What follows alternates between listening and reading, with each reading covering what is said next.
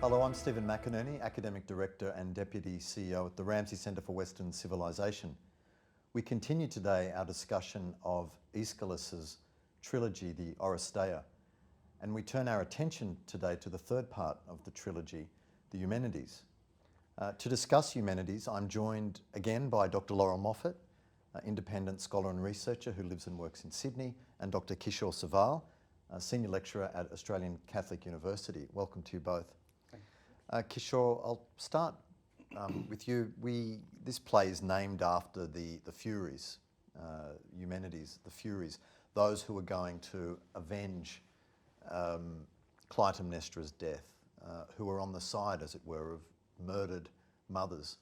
The Furies first arise at the end of, they're mentioned in the opening play, but they arise at the end of libation bearers. What's the significance of their emergence into the drama? Yeah, well, there are a couple of things there. I mean, it's called this third tragedy in the trilogy is called the Eumenides, the kindly ones, after the Furies, and that's a kind of apotropaic move. The idea is that yes, they're Furies, and that's exactly why you want to call them the kindly ones. But to placate them. Yes, Yeah. yes, exactly. And so Orestes kills his mother. These Furies, these rise up out of the earth, the daughters of night and earth, and he is, and so the chorus tells him that in order to placate them, he needs to go and wash the blood of his mother's, wash his mother's blood off of his hands. And so he goes to the temple of Apollo to purify himself of this blood. It's the sort of, a little water clears us of this deed. But what happens in this transition from the second tragedy in the trilogy to the next, to the Eumenides, is that he realizes that having purified himself or attempted to purify himself, this has not made these Furies to go away. These Furies who have risen up to avenge the death of Clytemnestra. And so I think it's an occasion to return again to the remarks I've been making from the beginning, the idea that these rituals of the sacred, these rituals of purification, these attempts to distinguish between sacred violence and profane violence don't work. And so that is a key part of what's happening in this tragedy and in tragedy. There is a kind of secularization, a profanation of the sacred. And that profanation of the sacred is what leads us to realize that the old conception of divine and moral order doesn't work. We need to find a new one. And so that's part of the move that's happening here. So at the end of the libation bearers, one of the leaders in the house says to Orestes, "You've done well. Don't burden yourself with bad omens, lash yourself with guilt. You've set us free. The whole city of Argos lopped the heads of these two serpents once for all." That seems to be, in their mind, the end of it. But it's not. These Furies arise and basically point to the fact that, as we're talking about in the discussion of libation bearers, that the solution cannot be found within the house, and therefore, we're left. Athena, who of course is a huge figure in this play, puts it this way: a crisis either way.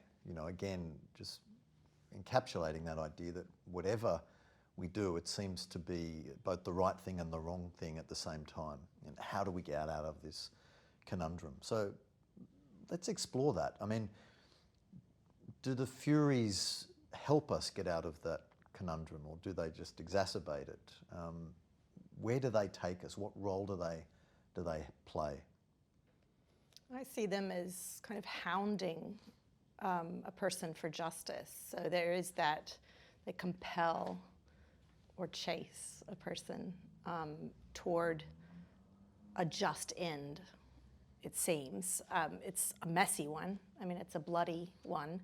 But that seems to be the thing that Orestes is kind of tormented by the Furies, but they seem to be compelled by the desire for justice. So that's what I'm wondering about with these Furies is through the progression of this last play, do they change, or is that drive still there? The end is very different to the ending of each other play, but still their kind of zeal for justice seems to remain no matter what, although it's expressed differently, or channeled, perhaps, channeled toward a different Yeah, they end. seem tamed in some way. You mean by the end? Yes, by the end. Yeah. Well, it's strange because, I mean, if we were to think about, how the end works, and I mean, we'll certainly get there, Athena seems to make some important moves, which is to say that the Furies have lost out. They've lost in the trial, which we're going to look at. But at the same time, Athena gives the Furies a place in the city. So I think that however we are going to accommodate this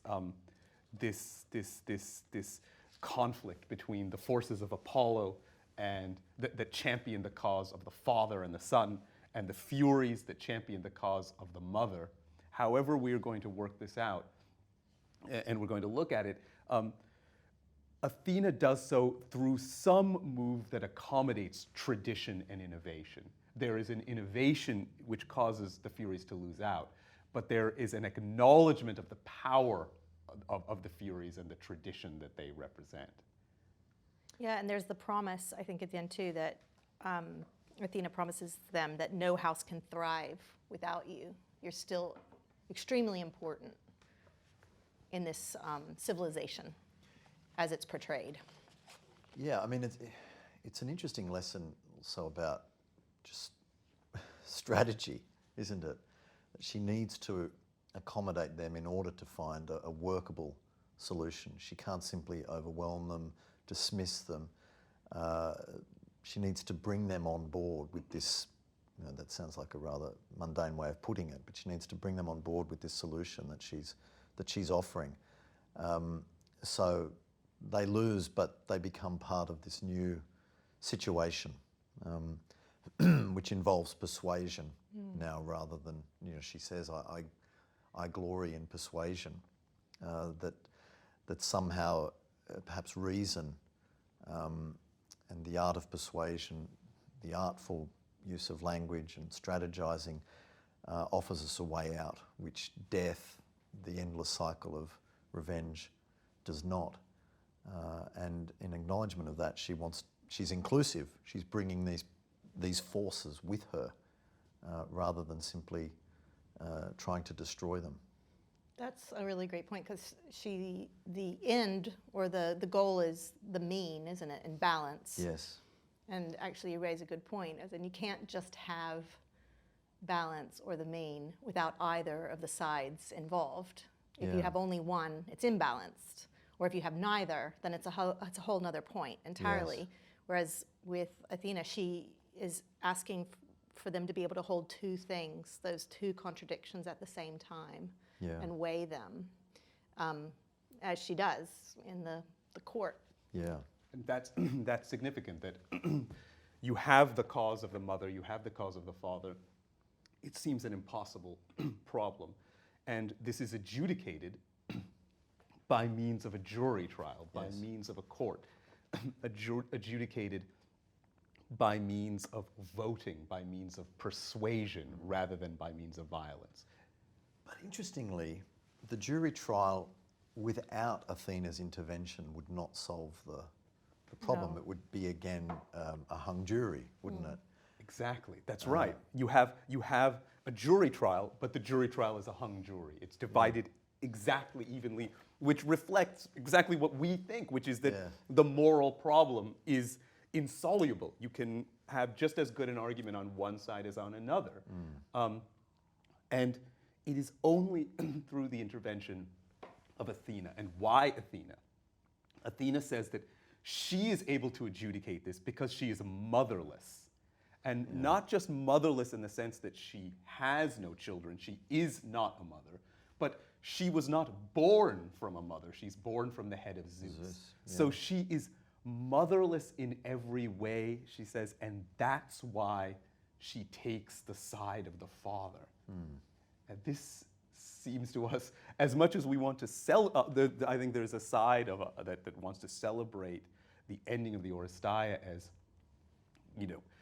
a legacy, giving to us a legacy of democracy, jury trials, this kind of thing, voting, persuasion. But it's also this legacy that we now have to confront, the legacy that the father's position is more important than the mother's. And so what exactly do we mean? Yes, and the Furies themselves, when Apollo challenges them, they point out that Zeus himself usurped, his father. So there's no solution, in a sense, on the father's side. There's no solution with fathers alone. But that is where we end up. That's Athena's rationale for why she comes down on the side of Orestes. Yeah, and some of the other rationales are even stranger. Apollo's reason for why you should take the side of the father. It's something like his account of conception, where he says something like, well, the woman doesn't really play an important role in the conception and birth of a child. The real important stuff comes from the father, from the semen, from the sperm. Yeah. That's where, the form of the thing comes. But this resembles an account that we see in Aristotle and other people, but this embryology that he gives is so absurd. It's so over the top in its denial of the woman's role in this that it strikes us. I feel that it's almost meant to be absurd, so that we're meant to feel that this argument is a bad one for why you would take the side of the father rather than the mother. Yeah. And then that makes you wonder as a reader too, is you've got this verdict that's unsatisfying. Yeah. It really could go either way, and it is tied. And then Athena's the deciding vote. And in that moment, the potential for extreme dissatisfaction and then ignoring the ruling is there. But yet there seems to be this respect then for the rule of law, like as in the judge has decided. And there's something about that. Is this the new higher law that you then have to just take it like you would have taken Apollo's word before or another? Is this the new kind of like God and humans together working out verdicts on things? I don't know. Right. Well, that too, that gods and humans together must work out the verdict. So both the gods and the human beings must participate in this thing that is higher than them, persuasion. And so this is the move from this old idea of the sacred to this new idea of divine order. Right, which fits in because the Furies actually say no God can be our judge. So that in itself, they're saying it's not enough. It's not sufficient for you to refer to Apollo or whoever. No God can be our judge. And then presumably no just human court either? Right. Okay. So where do we end up with this ideal? That's right. This, persuasion. That's right, and I think you have, around this time, you have Ionian philosophers and others who are saying things like, the world is not governed by the gods, the world is governed by something else, being, or as Heraclitus would say, logos. Now, I don't know if Aeschylus would have at all been familiar with that idea, and he wouldn't have to be, but we see an anticipation of that idea. When Aeschylus imagines a world governed not by the gods, but by logos, this suggests to us that our capacity for speech reflects a capacity for reason, And this capacity for reason allows us to participate in a cosmic and divine order. And therefore, the cosmos and the polis are ordered. That order is something reflected by our reason and our speech. Now, this idea of persuasion, this idea of peitho, has that kind of a function. It serves that, it plays that kind of a role. The fact that we can use persuasion means that we participate in this sacred order, or this divine order. And this divine order is a moral order superior to the order that was simply dependent upon the old vision of the sacred. If you were asked to appeal, the old vision of the sacred no longer works. So doing what Apollo tells you isn't going to resolve this problem. Therefore, this polis, Athens, as well as Argos, but this polis, Athens, is not now governed and adjudicated by Apollo or by the Furies or even by Athena. It is governed and adjudicated by this cosmic order of persuasion. And so it very much resembles this sense that, no, we are moving from the gods to logos. We are moving to something that transcends these conflicts, this world of the Olympian gods. But also is something that humans participate in, which Yes. is, I think, a very exciting idea. Not just the persuasion, but if there's logos, if there's this order, if there's this idea of truth, and humans are asked to participate in it, then it means you can come to understand it, you can learn. With persuasion, you can create rules of persuasion. With rhetoric, as in, it's almost like this is watch this unfold from here, is like Aeschylus is saying. Like, we're going to have law, we're going to have rhetoric, we're going to have theology, we'll have all this study that we can do. And we're not simply anymore, then, if this holds true, the victim of destiny, fate, that somehow we can choose to correspond to a preordained order. We can choose to actually participate in logos. We can choose to participate in a rationally ordered universe. Our speech is meaningful now. Our relationships can be made sense of, and yes, that the arbitrariness of existence that we see in the first two parts of the trilogy, perhaps we don't need to give ourselves over to that. So there is a sense in which it's a liberation that we're given in this final part of the trilogy. Yeah, participation in so many of the Greek writings can be used in a metaphysical sense. Plato talks about methexis, participation, the way something participates in some order that transcends us. Metalepsis, as Aristotle says. So there's a metaphysical sense of participation, and also this political sense. We participate in this city-state, in this order, so that our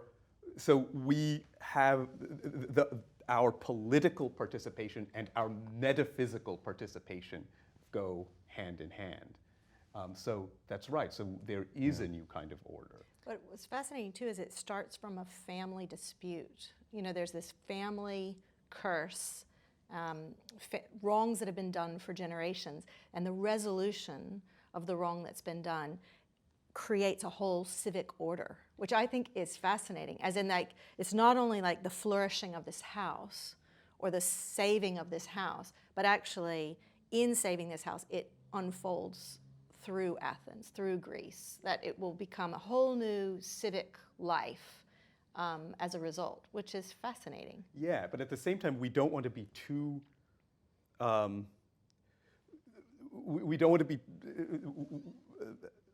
be too celebratory, because, well, what about Clytemnestra and the Furies, and what about the fact that one side has lost? That is, say, those who say this is a patriarchal work, that this civic life is made possible by subordinating the claims of the mother, I think is something that we actually have to, we now have to think about. And I don't know what the two of you think about this. Yeah, and if we posit the claims of the mother of Clytemnestra as representing the interests of womankind, but as you mentioned in the previous talk, I mean, there's Electra, who is not a huge figure in this play, but nonetheless is a presence who sides with her brother Orestes, and then presumably with her father.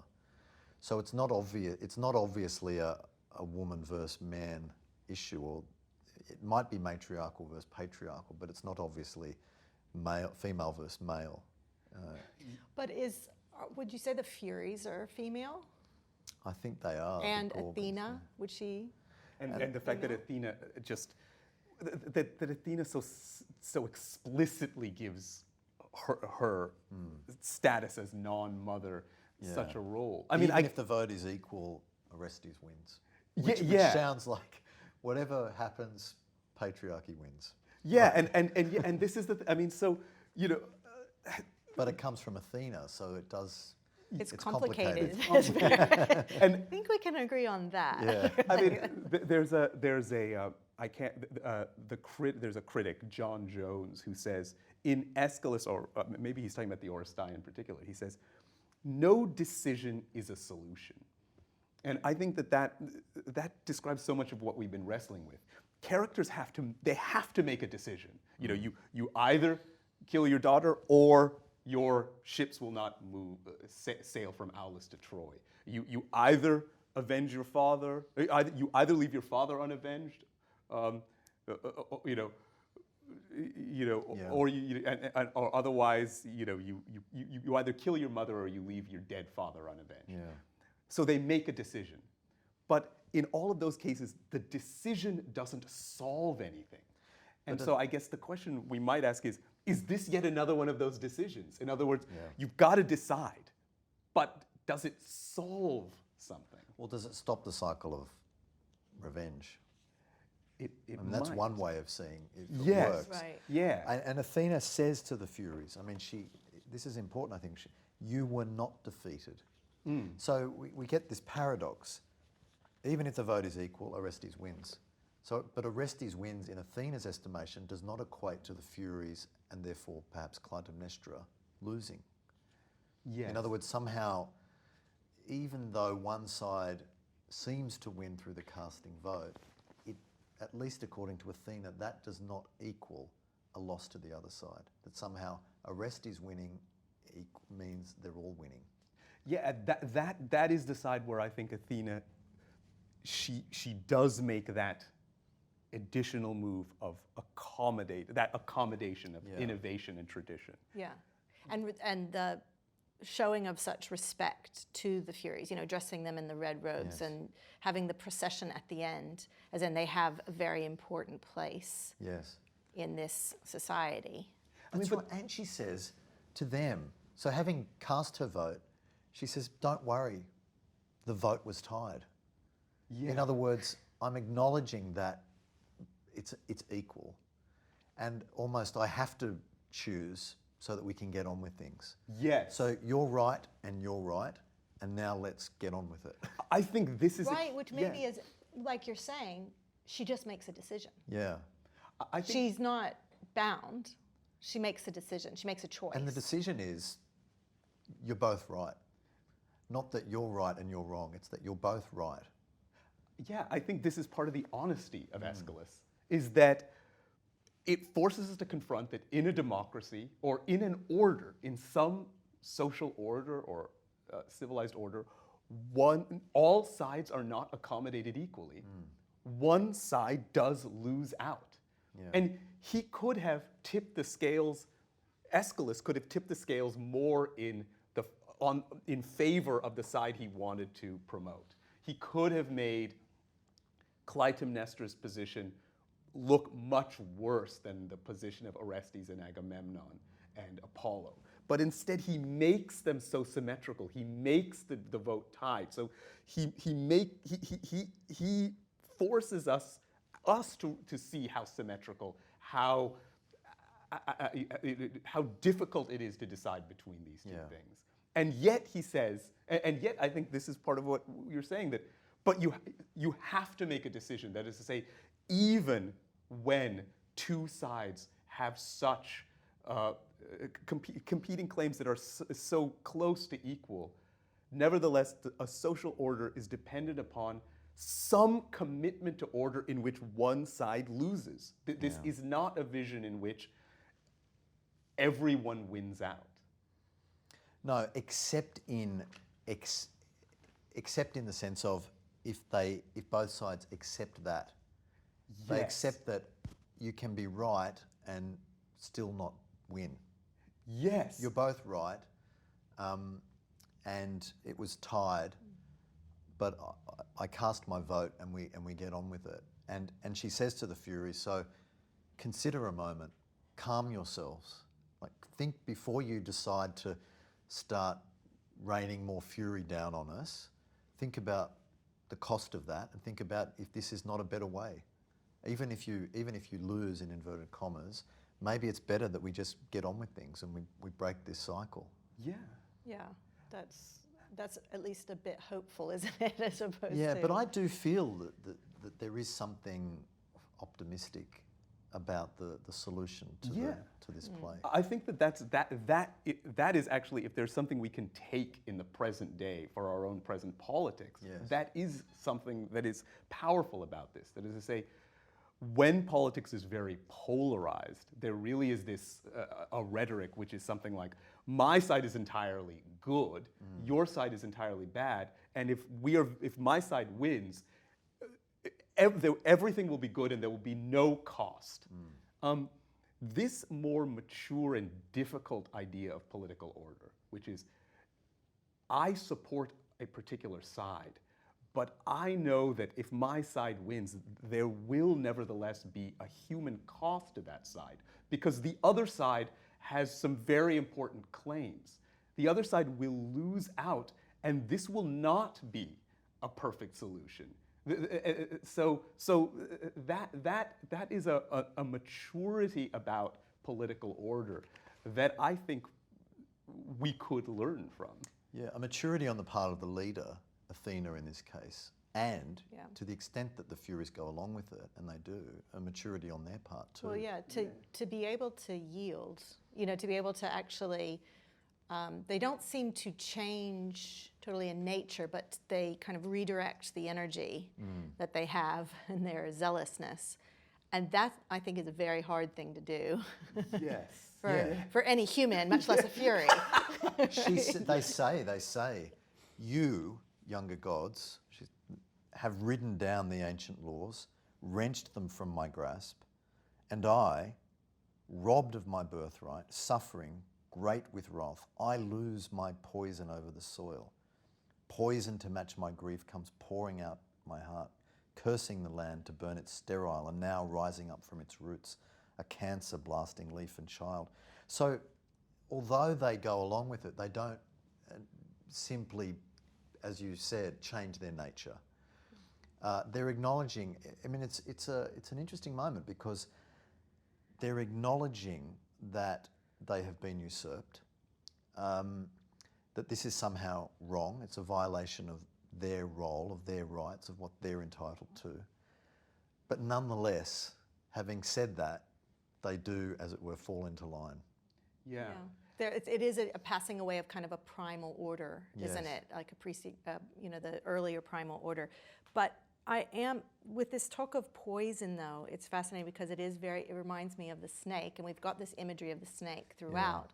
But the fact that a snake has poison that can kill, but also it's that very poison that you need to make an antivenom. And it seems like right here they are essential. The terror they strike in the heart of a human is essential for the protection of the court. It would seem like they keep the terror, Athena's saying at the end, will use that and it will create kind of a due respect for this new packaging of justice. Yeah. Acknowledging that the side you've defeated is essential. Yeah. Yeah, I think Which is very humble, isn't it? I mean, as in to say, we don't agree, but actually I can see that you are essential to this, how we are going to order ourselves. We're very different, but yet we both need each other. Yes, yeah, and I think that you've mentioned the maturity on the part of Athena, on the part of the Furies, and there seems to be a maturity on the side of Aeschylus. Yes. That is to say that it's an issue that we confront with these works of art that have endings that we are uneasy with for one reason or another. And it's fair to say we are uneasy with this idea that the father's claims win out over the mother's. Yeah. And so what do we do with that fact that we are uneasy with it? We can either say these are ideologies of power to be dismantled. We can say, well, there's something universal. It brings us to, there's a jury trial, there's democracy. We are the inheritors of a democratic order that this stands for. But that leaves out all of this other messiness. Or we simply celebrate one side over the other. And Aeschylus, it seems, compels us to choose none of these